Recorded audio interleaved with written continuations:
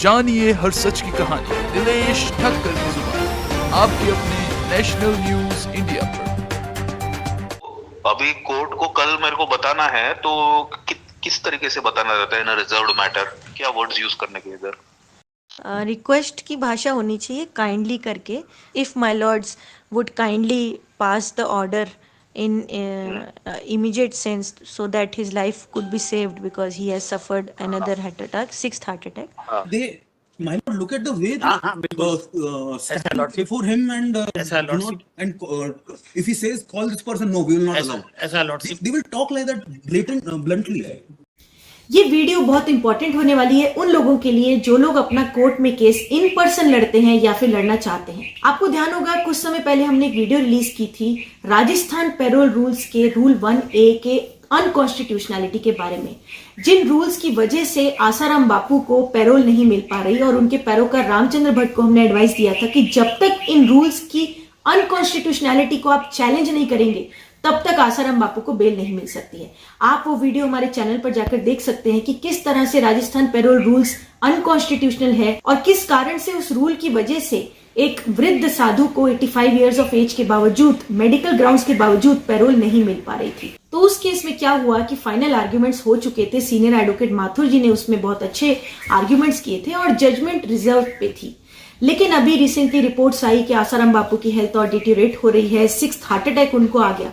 तो जो उनके पैरोकार रामचंद्र भट्ट जिसने ये पिटीशन डाली थी, उनका मेरे पास फोन आया कि अब ऐसे में क्या किया जाए, इमीडिएट ऑर्डर चाहिए लेकिन ऑर्डर तो रिजर्व है, ऐसे में क्या किया जा सकता है। तो हमने बताया कि मेंशनिंग ही इसमें कर सकते हो आप, ओरल मेंशनिंग कोर्ट के सामने कर सकते हो। वही एक रास्ता है कि कोर्ट को रिक्वेस्ट किया जाए मेंशनिंग करके, लेकिन मेंशनिंग किस तरह से करनी चाहिए।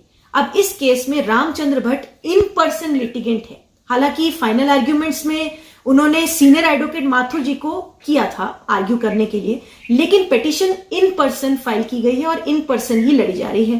तो अब इन पर्सन एक व्यक्ति को कोर्ट में जाकर मेंशनिंग करनी है कि ऑर्डर जल्दी पास किया जाए। तो ऐसे में किस तरह से मेंशनिंग करनी चाहिए, अब आप देखिए कि मेंशनिंग किस तरह से इन पर्सन व्यक्ति को करनी चाहिए। हरिओम, हरिओम, बताओ। हरिओम, हाँ बताओ। आर्यन माथुर जी को मैंने बताया कि बापूजी को चेस्ट पेन की वजह से एडमिट कर दिया गया है, तो अभी कैसे करे, क्योंकि हार्ट अटैक दिख रहा है करके। अभी हार्ट अटैक करके ऑन ऑफिशियली डिक्लेयर नहीं किया है, लेकिन इंटरनली तो डॉक्टर्स बोल रहे हैं एम्स के कि माइनर हार्ट अटैक था, मतलब हार्ट अटैक था बेसिकली। अच्छा। सार में तो अभी कोर्ट को कल मेरे को बताना है तो किस तरीके से बताना रहता है इन रिजर्व्ड मैटर कि Arun Mathurji had argued the matter at length on 22nd and your lordships had reserved the matter.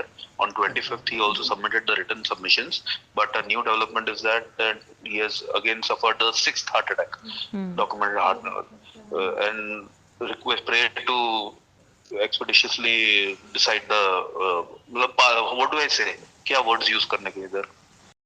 Request की भाषा होनी चाहिए काइंडली करके, that if my lords would kindly pass the order in immediate sense so that his life could be saved because he has suffered another heart attack, sixth heart attack. So बहुत ही request वाली language होनी चाहिए, अपनी tone भी request वाली होनी चाहिए, because एक तरह से उनको बोला जा रहा है कि ऑर्डर करो, वो जो कि जजेस के अपनी डिस्क्रिशन होती है कब करें ऑर्डर। लेकिन if you are requesting specifically, so your tone and language both should be very in kind words की kindly if my lords could pass order on immediate effect because he needs urgent intervention because sixth heart attack he has suffered day before yesterday. So it is kindly requested that if order may be passed as soon as possible so that he may have some relief. The needful could be done. हाँ, needful could be done. हाँ, ठीक है। सो इसके बाद फिर रामचंद्र भट्ट ने in person जाकर honourable Rajasthan high court की डबल बेंच के सामने मेंशनिंग की, इसी तरह से जिस तरह से हमने उसको एडवाइस दिया। And the honourable Rajasthan high court was convinced by the mentioning and the arguments of Ramchandra Bhatt, और ऑनरेबल राजस्थान हाई कोर्ट ने इसमें आउट ऑफ वे जाकर, मेंशनिंग की वजह से आउट ऑफ वे जाकर कहा कि हम इसमें फाइनल ऑर्डर तो अभी फिलहाल नहीं कर सकते हैं बिकॉज आपने इसमें रूल को चैलेंज किया और वो रूल चैलेंज करने का मतलब है कि होल ऑफ राजस्थान के लिए हमें रूल बदलने पड़ सकते हैं या नहीं भी बदलने पड़ सकते, वो देखा जाएगा।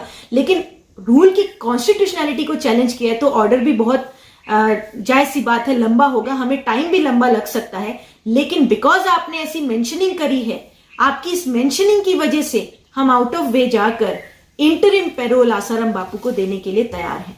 और इस केस में फिर आसाराम बापू को 7 डेज की इमरजेंसी पैरोल इंटरिम तौर पर ऑनरेबल राजस्थान हाईकोर्ट ने दे दी है और 7 डेज के लिए उनको उनके हिसाब से जहां पर उन्होंने मेडिकल ट्रीटमेंट मांगा है माधवबाग हॉस्पिटल में, वहां पर उनको जाने की परमिशन दे दी है, 7 डेज की पैरोल दे दी है। और ऑनरेबल राजस्थान हाईकोर्ट ने स्पेसिफिकली कहा कि आपकी इस मेंशनिंग की वजह से हम आउट ऑफ वे जाकर आपको ये इंटरिम पैरोल दे रहे हैं, हमने आउट ऑफ वे जाकर ये मैटर लगाया है। अदरवाइज ऑर्डर रिजर्व पे था। रिजर्व का मतलब फाइनल जजमेंट आनी है, उस पर्टिकुलर रूल को चैलेंज करते हुए जजमेंट आनी थी कि पैरोल दी जा सकती है कि नहीं दी जा सकती है।